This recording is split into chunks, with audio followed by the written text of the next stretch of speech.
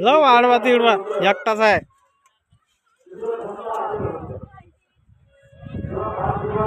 अरे तिथलं जम्पिंग गेलं का रे? ते आहे ना, ते आहे. अजून पुढं आहे ते पण आहे का? आहे. कुठं आहे? एकच तो इथं समोर. एकाच गल्ले आहे का तुम्ही? एकाच गावचे आहे? वेगळे वेगळे.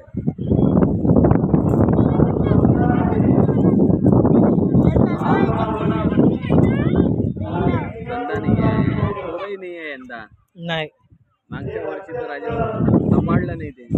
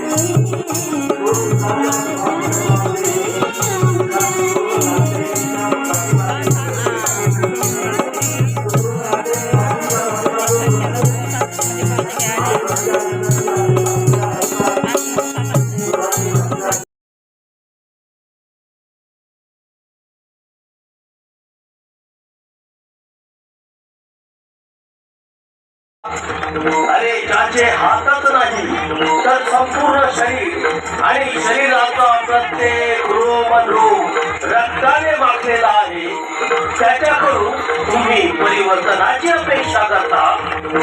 अरे जेव्हा किती वेळ तुझा पाठलाग करतोय मी, माझ्या हाती का लागत नाहीस तू? थांब, इथेच थांब.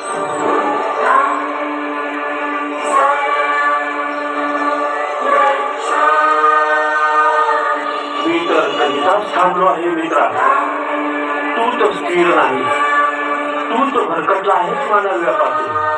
हे काय ऐकतोय मी? नाही, माझा विश्वास बसत नाही माझ्या कानावर. मी तुला शिव्या घालतोय, तुझा अपमान करतोय आणि तू मला मित्र म्हणून संबोधित करतोस. आजपर्यंत मला कोणीही मित्र म्हटलेलं मी ऐकलं नाही.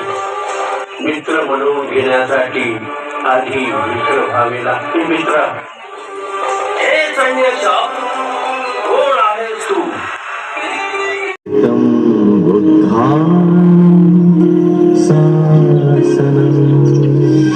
याचा अर्थ काय? अर्थ सोपा आहे. मी काया वाचा मनाने कुठलेही पाप कर्म करणार नाही. मी या मानवी आयुष्यात सतत पुण्य संचय करीत राहणार. तसेच मी वारंवार माझ्या चित्ताला परिशुद्ध करत राहणार. हीच माझी शिकवण आहे. हाच माझा धम्म आहे.